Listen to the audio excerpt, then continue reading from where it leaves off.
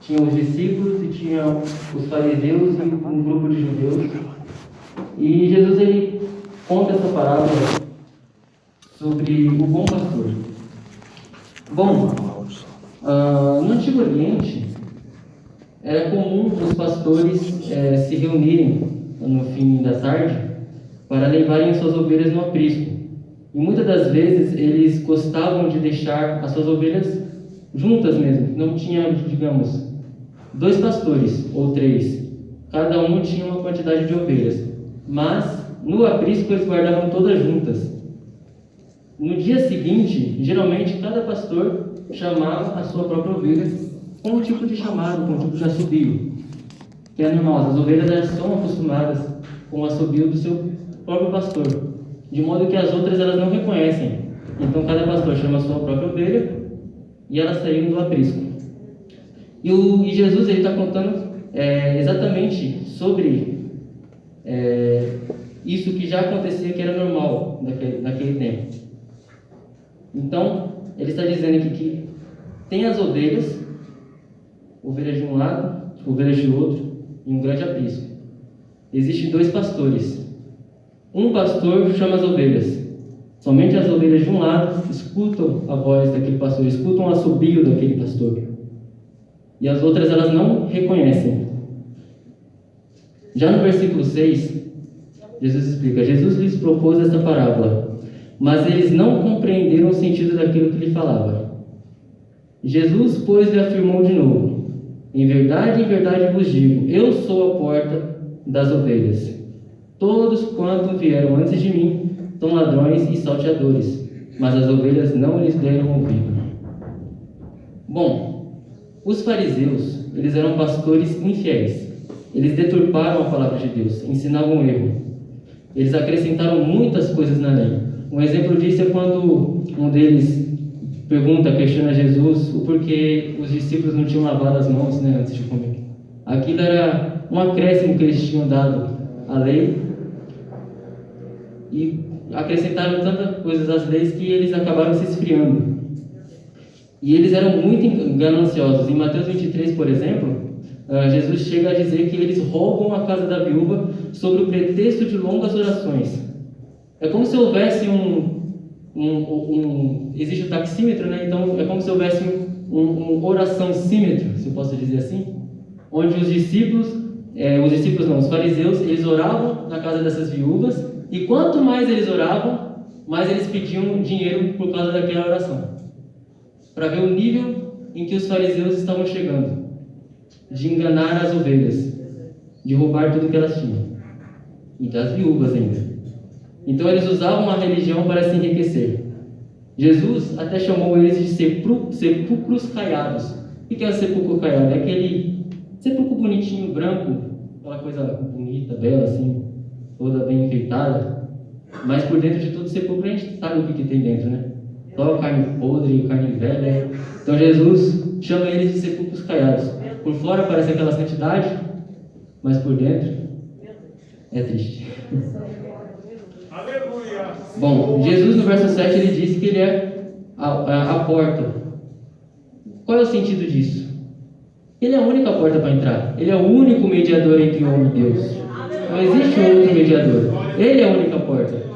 É só por ele que a gente pode chegar a Deus. Não existe outra porta, não existe outro caminho. Por mais que o mundo te ofereça inúmeras portas, nenhuma delas lhes trará a verdade. E ele diz: e antes dele vieram ladrões, salteadores, mas as ovelhas não lhe deram ouvidos.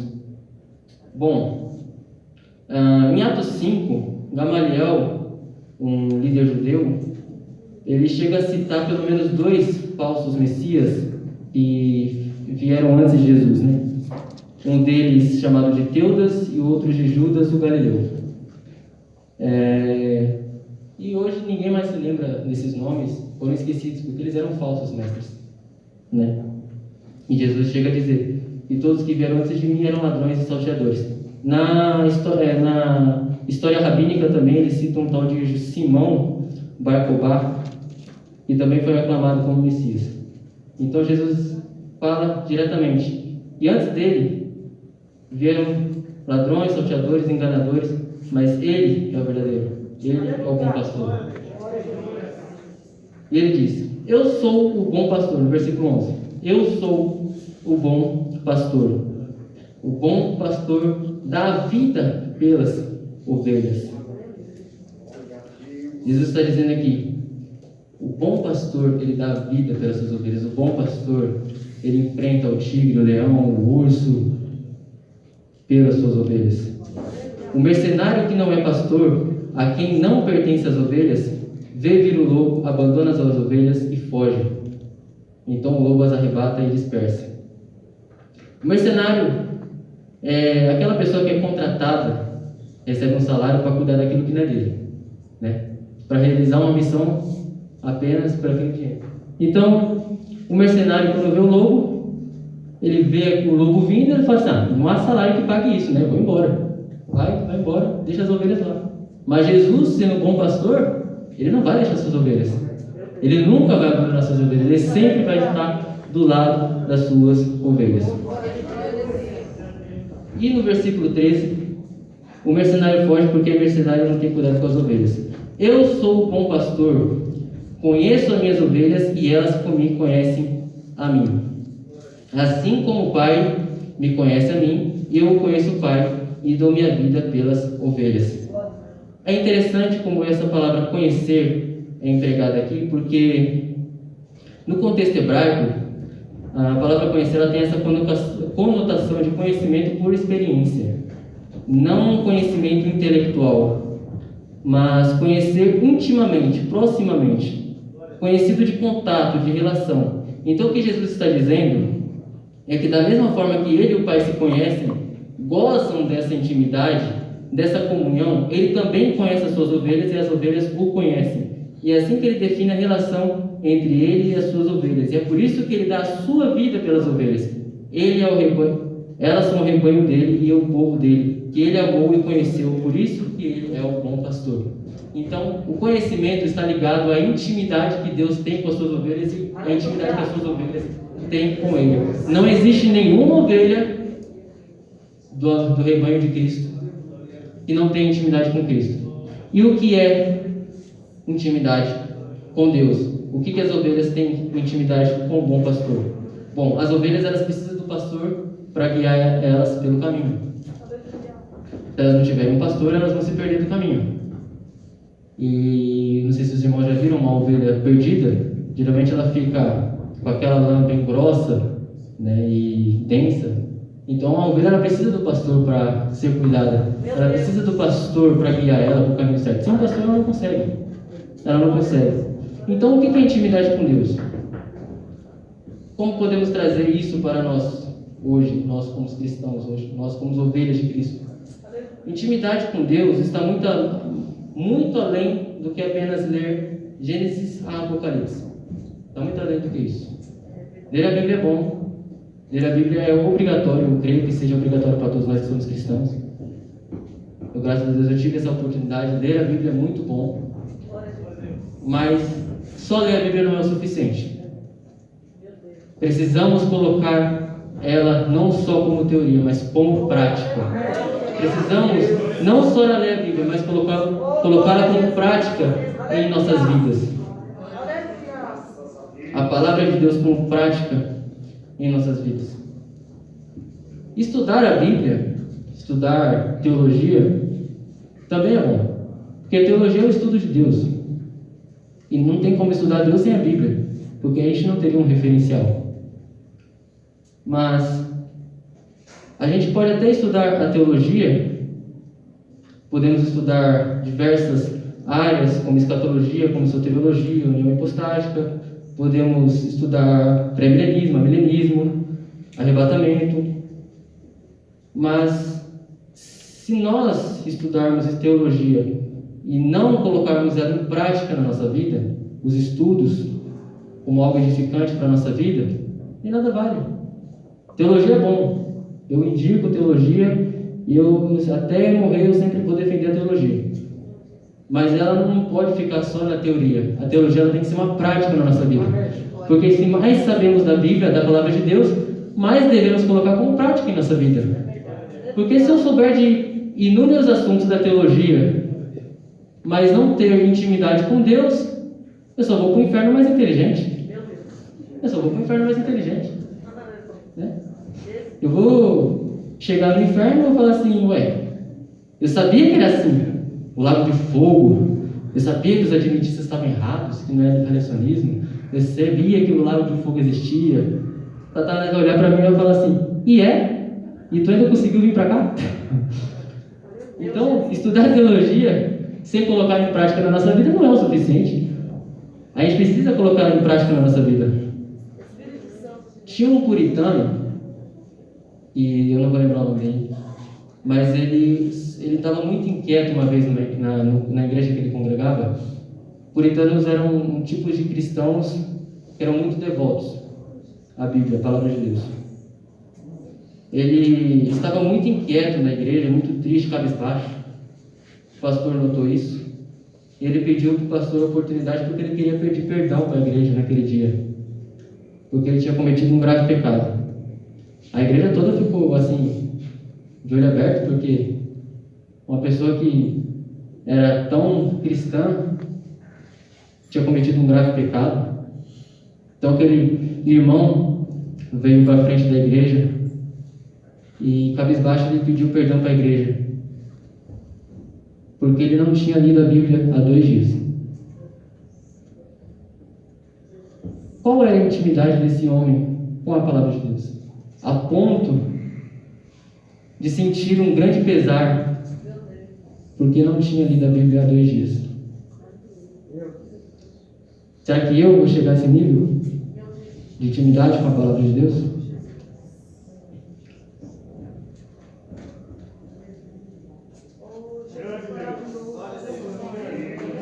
A oração, ela deve ser uma prática nossa como cristãos. Mas não é porque uma pessoa ora muito que é sinônimo de que ela é verdadeiramente santa. Por quê? Porque vai muito da oração da pessoa. Por exemplo, lá em Lucas 18, versículo 11, Jesus disse que certa feita um fariseu, posto em pé, orava para si mesmo dessa forma: ó Deus, graça te dou, porque não sou como os demais homens, roubadores, injustos e adúlteros, nem ainda como este publicano. Jejuo 2 vezes por semana e dou o dízimo de tudo quanto ganho.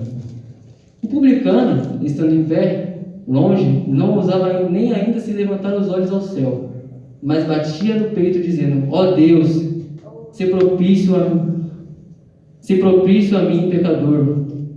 Digo-vos que este desceu justificado para a sua casa, e não aquele, porque todo o que se exalta será humilhado, mas o que se humilha será exaltado. O publicano, ele reconheceu que ele era pecador, ele reconheceu que ele era pequeno, que ele era nada. Enquanto um fariseu, conhecedor da lei, conhecedor de Gênesis, do Pentateuco, conhecedor da Torá, não foi encontrado como justo. A sua oração era mais soberba. Então, nós devemos orar, mas a nossa oração, ela tem que primeiro entendermos que nós somos totalmente dependentes de Deus. Somos totalmente dependentes de Deus em nossas vidas. Se em algum momento da nossa oração a gente bater no peito e achar que nós somos justos de alguma coisa, está errado. Está errado. Porque ainda que a gente levante cedo, vá trabalhar todos os dias, a gente só levantou cedo porque Deus quis que a gente levantasse cedo.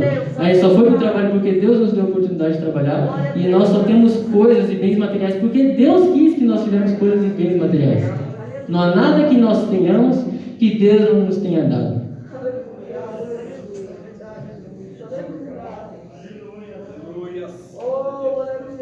Então, o conhecer, a intimidade. É bem verdade que em Mateus 7, versículo 22, Jesus diz que muitos naquele dia hão de dizer: Senhor, Senhor, porventura não temos nós profetizado em seu nome? E em teu nome não expelimos demônios?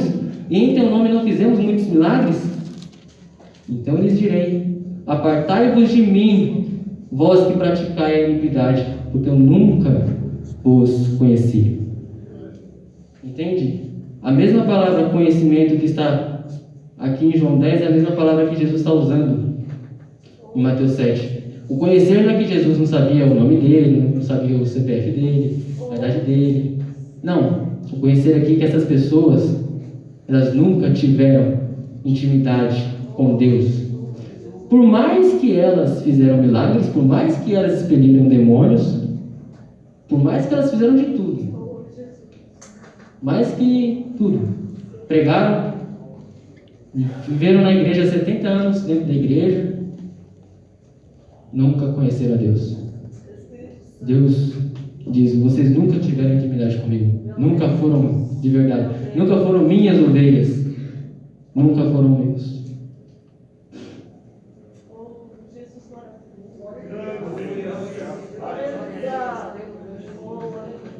E no versículo 16, de 15, ele diz: e assim como o Pai me conhece a mim, e eu conheço o Pai, dou a minha vida pelas ovelhas. A gente vê a intimidade que Cristo tem com o Pai, que o Filho tem com o Pai, desde a eternidade. Ainda tenho outras ovelhas, não deste aprisco, a mim convém conduzi-las. Elas ouvirão a minha voz, então haverá um rebanho e um pastor. Então, existia um plano eterno antes da criação do mundo. Já existia um plano de redenção. Não podemos pensar que a queda no Jardim do Éden foi simplesmente uma surpresa para Deus. Olha lá, Adão vai comer a maçã não é o fruto, a gente costuma falar que é maçã, mas é fruto. Vai comer comeu o fruto e comeu o fruto. Plano B. Não tinha plano B. Sempre foi plano A. Sempre foi Cristo.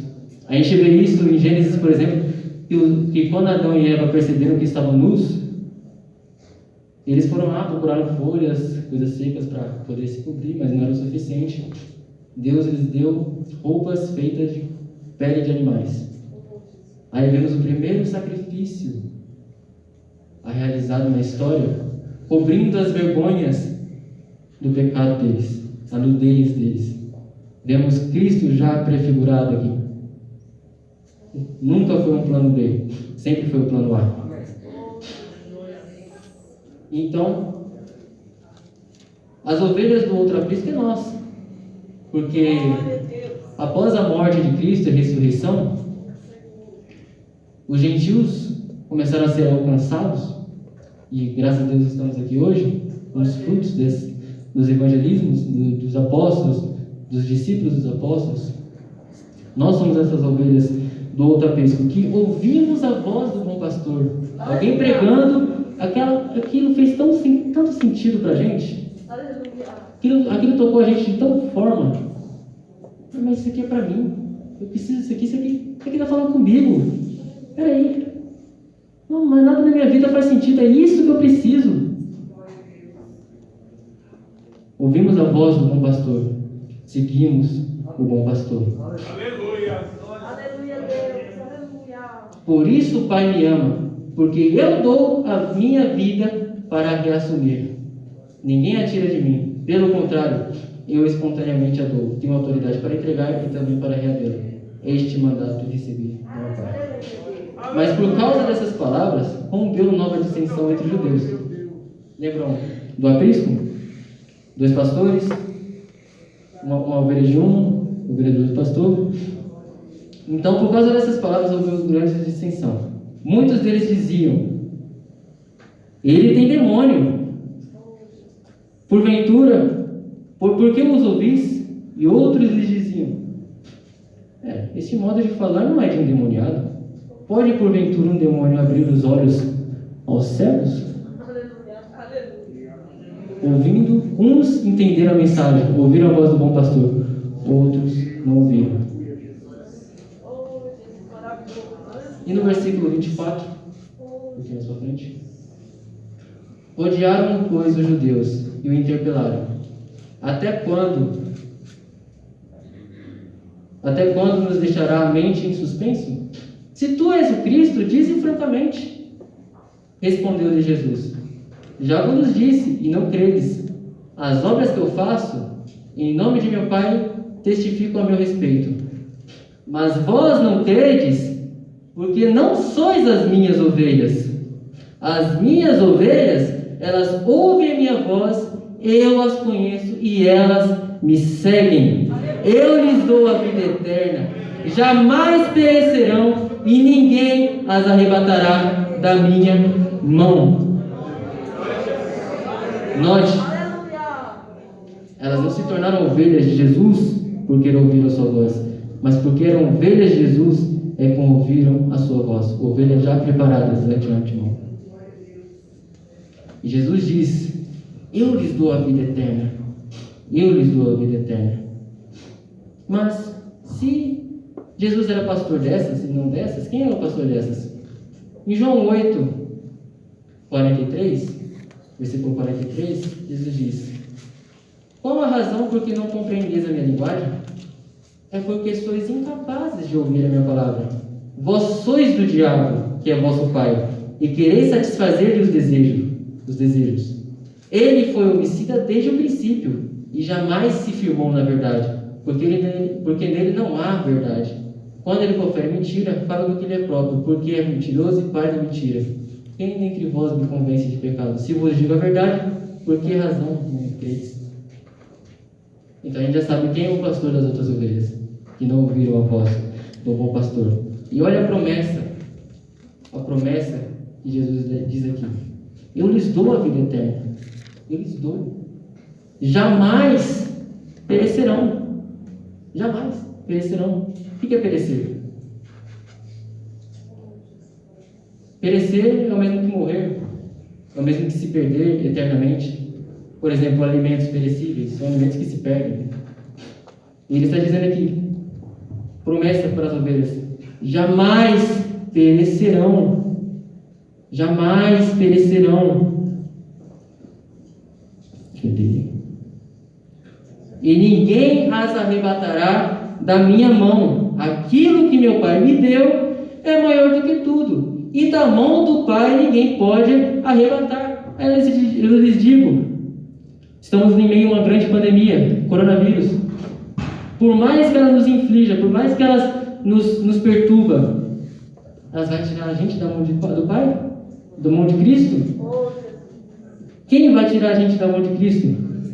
Se eu cair em um grande buraco, a mão de Cristo não vai me alcançar? Se eu estiver no lugar mais escuro que for, a mão de Deus não vai me segurar? Será que existe algum lugar que pode, alguma coisa que pode me arrancar da mão do Pai? Por quê? Porque aquilo que meu Pai me deu é maior do que tudo, e da mão do Pai ninguém pode arrebatar. Cristo deu a vida pelas suas ovelhas, derramou seu sangue pelas suas ovelhas. Ele salva as suas ovelhas. As suas ovelhas não se perdem, porque Ele é um bom pastor. Ele não deixa que nenhuma se perca. Ele está sempre perseverando as suas ovelhas. Se porventura, no meio dessas ovelhas, houve algum bode, vai se perder. Não vai conseguir continuar. Mas as ovelhas, o bom pastor ama elas, guia elas, leva elas para o caminho. E eu gostaria de encerrar em Romanos 8, 31. Eu gostaria que todos abrissem.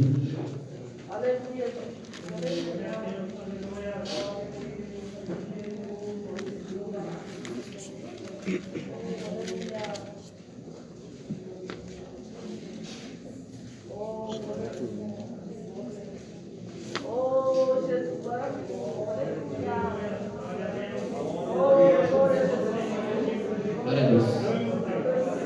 Grande salvação que Deus tem nos dado.